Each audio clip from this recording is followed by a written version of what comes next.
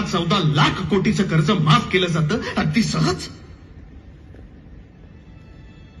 आणि हा माझा शेतकरी काही हजारांसाठी मग विहीर, शेतातलं एखादं झाड, कीटकनाशक, दोरखंड, रस्ता, रेल्वे हा पर्याय निवडतोच आहे.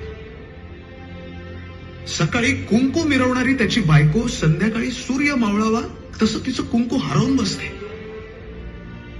एका रात्रीत पोरं अनाथ होतात. म्हातारी कोतारी त्यांच्या तरण्या पोरांचं मढ उचलतात.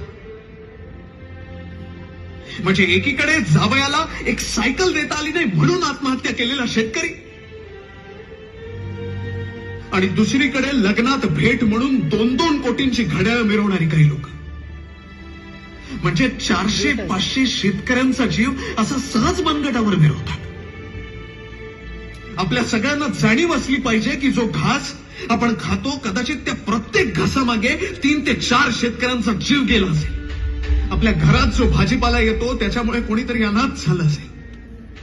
विधवांची एक मोठी रांग रणकी बनून गाववाड्यात बिनचेहऱ्याची फिरत असेल.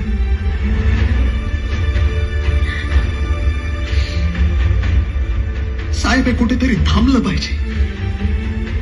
आणि हे थांबण्यासाठी या देशात शेतकऱ्यांसाठी कायदे झाले पाहिजे.